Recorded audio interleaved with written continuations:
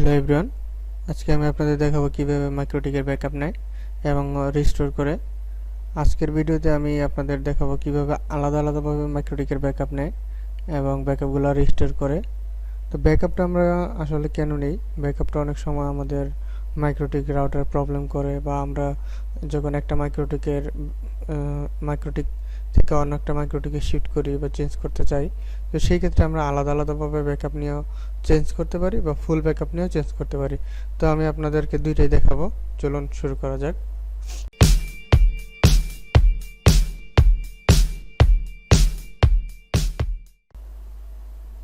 প্রথমে আমরা আমাদের যে মাইক্রোটিকটা আছে সেটাতে আমরা লগ ইন করে নেব ইউজার নেম এবং পাসওয়ার্ড দিয়ে। তো মাইক্রোটিকে লগ ইন করার পরে আমাদের যে কনফিগারেশন আছে, দেখেন আমাদের এইখানে কিছু কনফিগারেশন আছে। তো আমার এই কনফিগারেশনগুলোই আমি ব্যাকআপ নেব, এবং আমার যে ইউজারগুলো আছে, পিপি ইউজার আছে, প্রোফাইল আছে, পিপি পুল আছে, এগুলো আমি ব্যাকআপ নেব। আর ব্যাকআপটা আমরা মূলত যে আমাদের মেমোরি ফাইল সার্ভার থাকে, দেখেন এখানে আমার কোনো ব্যাকআপ নাই। তো ব্যাকআপটা আমরা প্রথমে এখান থেকে আমরা ফুল যে ব্যাকআপটা এটা এখান থেকে নিতে পারি। ব্যাকআপ ক্লিক করলে আপনি নাম দিতে পারেন বা ডিফল্ট রাখতে পারেন, পাসওয়ার্ড চাইলে পাসওয়ার্ড দিতে পারেন, ডিফল্টও রাখতে পারেন। তো আমি ব্যাকআপে কোনো ইউজার নেম এবং পাসওয়ার্ড দিলাম না। দেখেন মাইক্রোটিক আমার এটা হচ্ছে আজকের তারিখ, আমার ব্যাকআপ নিয়ে নিছে। আমার মাইক্রোটিক যে ফুল কনফিগারেশন আছে এই ফুল ব্যাকআপটাই নিয়ে নিছে। এবং এটা যদি আমি রিস্টোর করতে চাই, সেক্ষেত্রে আমি এখানে যদি ডাবল ক্লিক করি, এই যে এখানে রিস্টোর অপশন আছে, রিস্টোর অপশনে যদি আমি ঢুকি, দেখেন এখানে আমার এই ব্যাকআপটা আছে। রিস্টোর দিলেই আমার ফুল ব্যাকআপটা রিস্টোর নিয়ে নেবে। এবং যদি আমি ডাউনলোড করতে চাই, দেখেন আমি যদি আমার এই ব্যাকআপটা ডাউনলোড করে রাখতে চাই, সিলেক্ট করে আমি আমার ডেস্কটপে রেখে দিলাম। দেখেন আমার ব্যাকআপটা চলে আসছে অলরেডি। এটা আমার ফুল ব্যাকআপ নেওয়া শেষ। এখন আমি আলাদা ব্যাকআপ নিতে চাই। তো আলাদা ব্যাকআপ নেওয়ার জন্য আমাদের যেই টার্মিনাল আছে, নিউ টার্মিনাল থেকে আমরা কমন মোডে ব্যাকআপটা নিব। তো কমন মোডে ব্যাকআপ নেওয়ার জন্য আমাদের টার্মিনাল আমরা ওপেন করব। টার্মিনাল থেকে আমরা প্রথমে যে কমান্ডটা ব্যবহার করব সেটা হচ্ছে যে আমরা যেই ইন্টারফেসের ব্যাকআপটা নিব, তো সেই ইন্টারফেসটাকে লিখব। যে আমি যদি প্রিপিওর সিক্রেটে নিতে চাই, তো প্রিপিওর সিক্রেট এক্সপোর্ট ফাইল নেম, আর ফাইল নেমটা হচ্ছে সিক্রেটে দিব। তো চলুন দেখি আমার যে ফাইলের ভিতরে দেখেন আমি এখানে আমাদের সিক্রেটে কোনো ব্যাকআপ নাই। তো আমি লিখি পিপিপি সিক্রেট এক্সপোর্ট ফাইল হচ্ছে আপনার, আমি যেহেতু সিক্রেট ডেটা নিতে যাচ্ছি তো সেহেতু সিক্রেটই লিখলাম, SECRET সিক্রেট, এন্টার। দেখেন আমার এখানে সিক্রেটের ব্যাকআপটা চলে আসছে। এখন আমি পুলের ব্যাকআপটা নিতে চাই, যে আমার আইপি পুল আছে, তো সেই পুলের ব্যাকআপটা নিতে চাই। তাহলে আইপি পুল এক্সপোর্ট ফাইল পুল আর পুলের ব্যাকআপটা চলে আসছে। এখন আমি আমার যে পিপির প্রোফাইল আছে, তো সেই প্রোফাইলটা যদি নিতে চাই, পিপিপি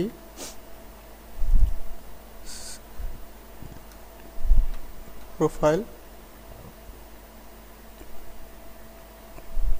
এক্সপোর্ট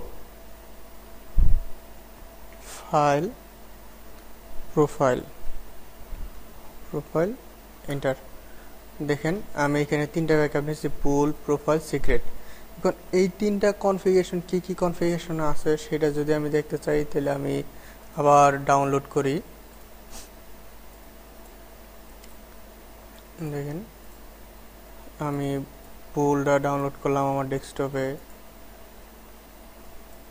প্রোফাইলটা ডাউনলোড করলাম আমার ডেস্কটপে, সিক্রেটটা ডাউনলোড করলাম আমার ডেস্কটপে।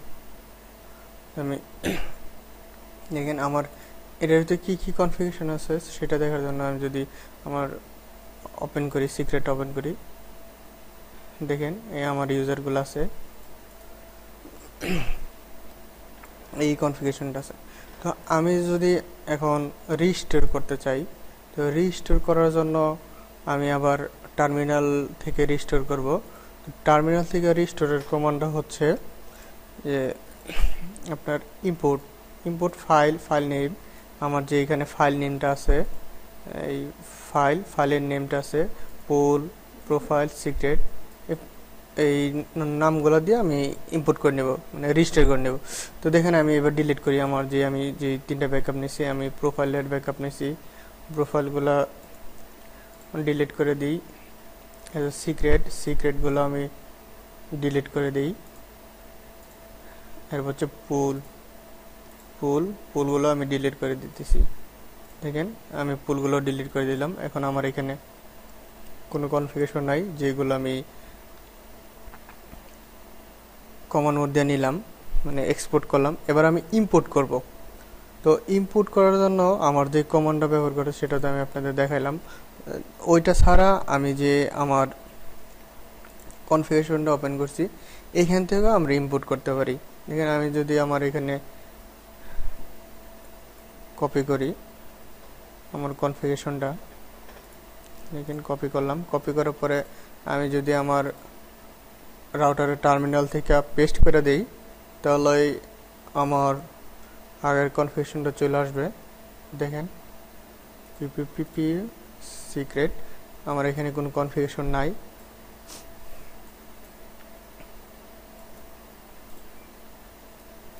দেখেন এবার আমি ওপেন করি টার্মিনাল থেকে,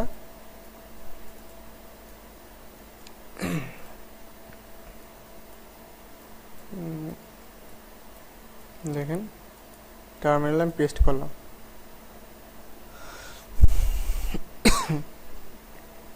এখানে কি আসছে, ইনপুট ডাজ নট ম্যাচ, আমার প্রোফাইলটা দেওয়া না, এর কারণে আসতেছে না। তো আমি আগে আমার যে প্রোফাইলটা আছে প্রোফাইলটা আমি ইম্পোর্ট করি। দেখেন প্রোফাইল নিউ টার্মিনাল থেকে ইম্পোর্ট করব। তো ইম্পোর্ট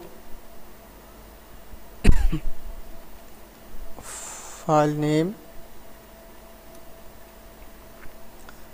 নেম আছে হলো আমার এই আমি প্রোফাইল দিয়ে আমার ফাইল নেমটা সেভ করছি।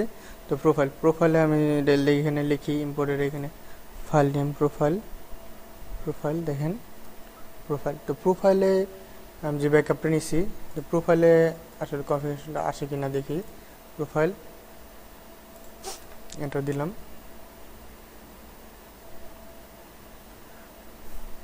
ওইখানে এখানে আমার পুল নাই, পুলের কারণে প্রোফাইলটা নিতেছে। তো আমি আগে পুলটা অ্যাপ্লাই করব।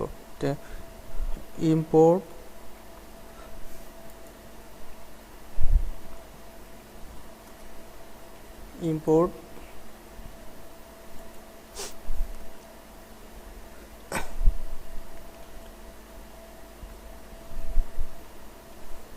ফাইল নেম পুল। দেখেন আমি পুলটা আগে ইম্পোর্ট করি, এরপরে আমি প্রোফাইলটা ইম্পোর্ট করবো, এরপরে আমার সিক্রেটটা ইম্পোর্ট করব।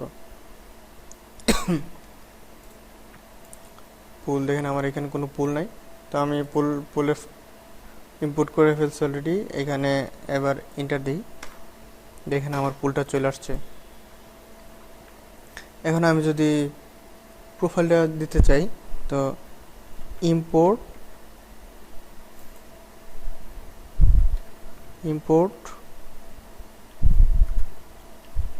File name profile,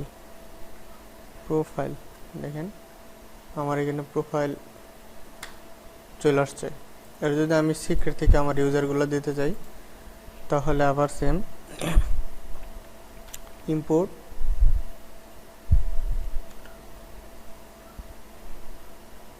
file name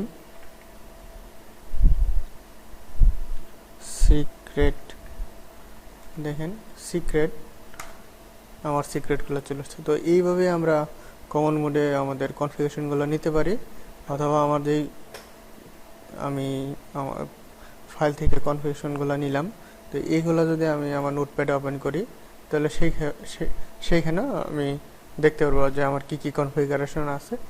এইভাবে আমরা আমাদের মাইক্রোটিকগুলো ব্যাকআপ নিতে পারি। ধন্যবাদ সবাইকে।